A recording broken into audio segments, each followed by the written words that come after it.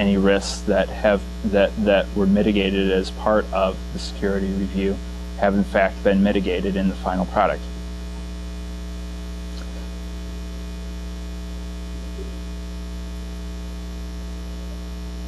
Documenting. As I said before, threat model should be considered an integral part of the documentation of an application. Any changes in the application need to be integrated into the threat model. If the threat model and the application fall out of sync with one another, it will require a lot of effort to bring it back up to where it was. It's a lot easier to make those incremental changes rather than doing it as making the changes in a generational type process.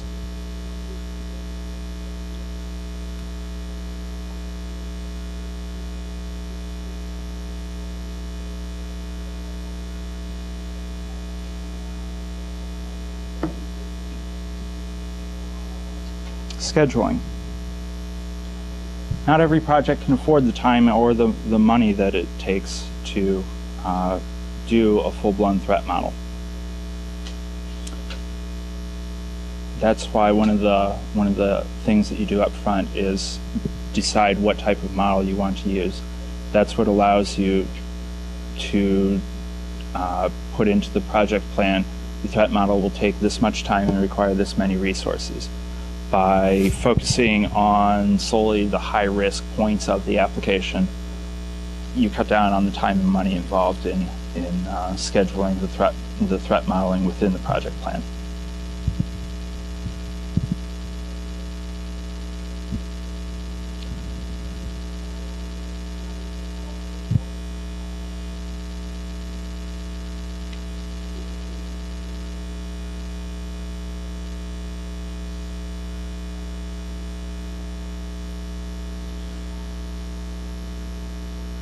The costs of fixing security issues within a project are usually measured in man-months.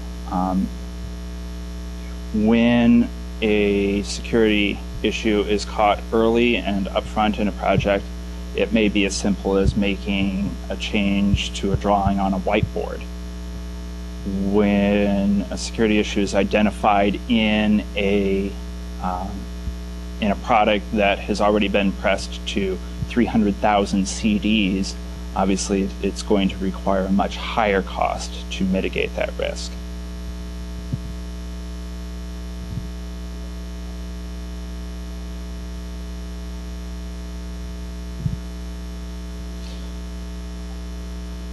Some of the things that need to be considered as far as costs of implementing a security fix go, assuming you're doing it late in your development cycle because security work hasn't been done throughout the process.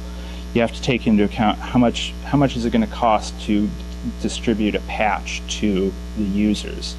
A lot of that has been driven down lately because we have this whole internet thing that we can go and download things from instead of having to receive a CD from a vendor or a floppy.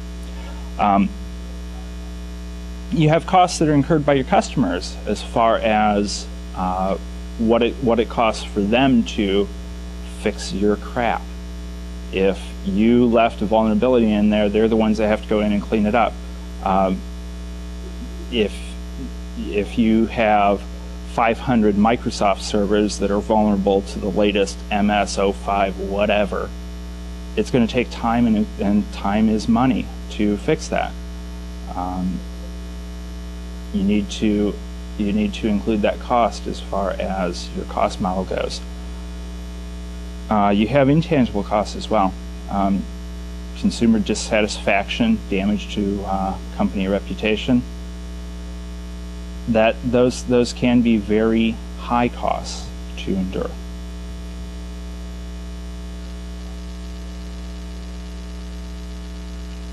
Revisiting the threat model. I said before that the threat model needs to change as the application changes. Some things that are critical to include in a threat model aren't necessarily going to be known until you reach your implementation. After you've encountered those things, they need to be brought back into the threat model. They need to be incorporated into it.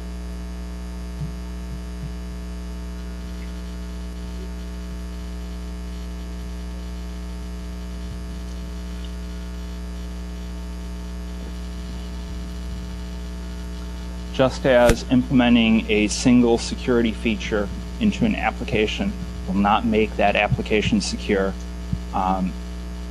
creating a threat model and not updating it will not make that application secure either.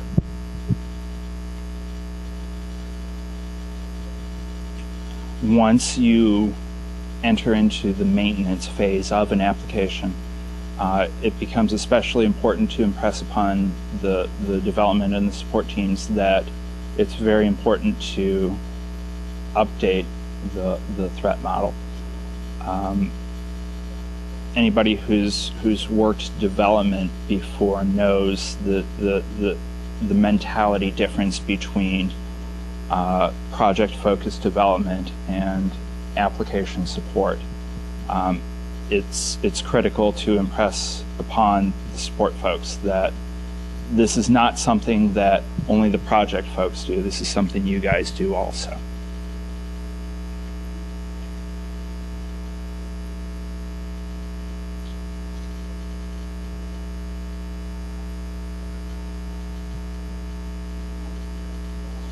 You can go out and buy help on securing an application or infrastructure or whatever it is you're working on. Typically, vendors can provide you with either a code review or penetration testing, or both.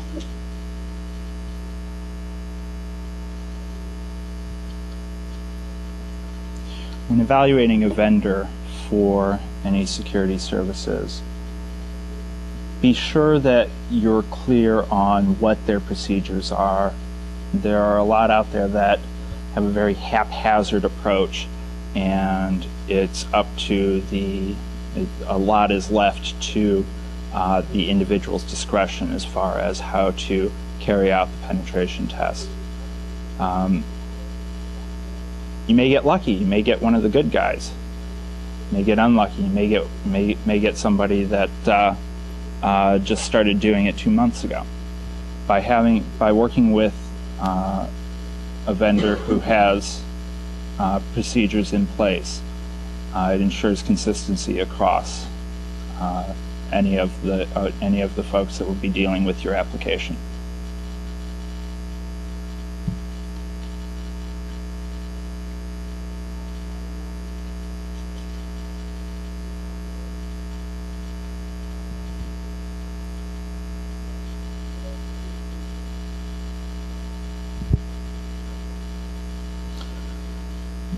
As far as managing the threat modeling process, like I said, it should begin up front when you're doing your requirements gathering.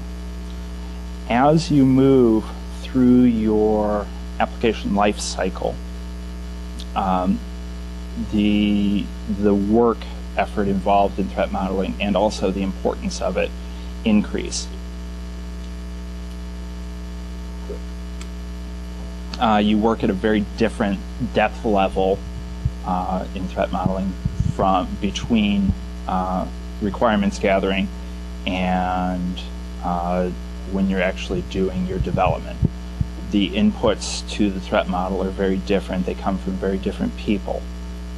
When you're doing your implementation or your development work, a lot of your inputs are coming from the developers. When you're doing your requirements, they're coming from your system analysts.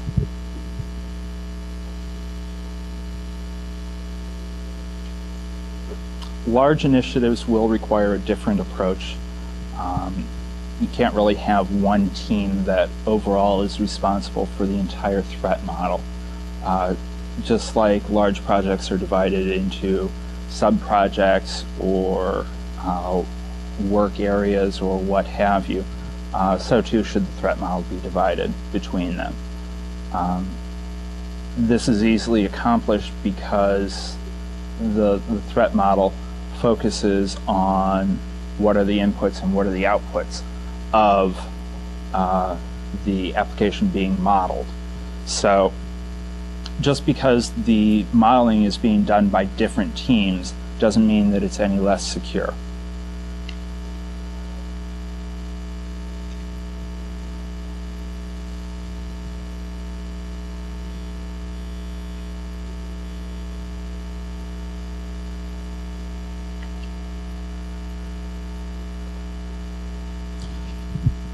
As far as how much time to allocate to the threat model, there's a lot of questions that need to be considered. How complex is the application? If the application is very complex, then obviously it's going to require much more extensive threat modeling. How much risk does the application face? Is this something that's public-facing, or is this something that's just meant to operate standalone on a home user's PC? Does the app listen on a network? If it listens on a network, obviously you're going to need to be much more careful as far as your inputs go, because your inputs could be anyone. Does the app accept input from high-risk sources? It's the difference between a VPN server that allows next to nothing until a user authenticates against it versus a publicly accessible web application, which allows input from anyone and everyone. Does the application protect valuable resources? I mean, are we storing grandma's recipes here, or are we storing her banking records? Obviously, the level of effort put into threat modeling is very different between the two. Is security under particular scrutiny? Has the application's competitors have they had vulnerabilities found within their system? If they have, obviously you want to make sure that you're not vulnerable to those same things, and people will be looking for it.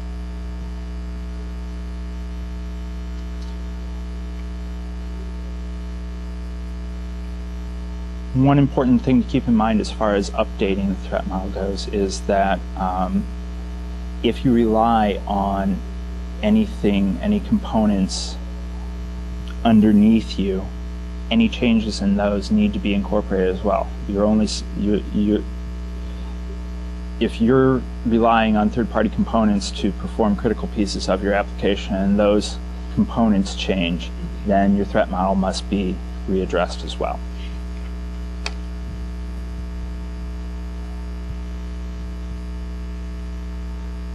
I'd like to leave you with a couple of final thoughts here.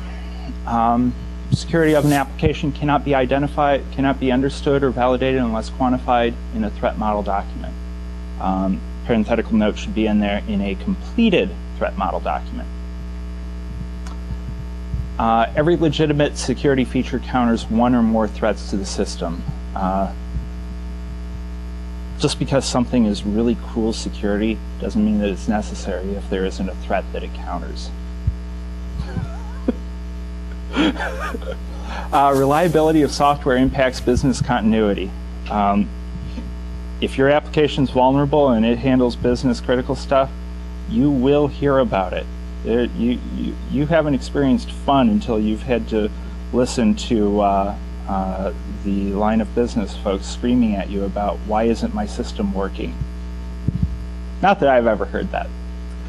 Public networks are becoming increasingly hostile as new techniques are discovered.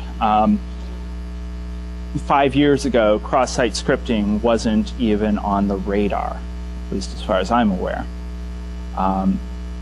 Now it's something that you need to watch for in any sort of web application that you do.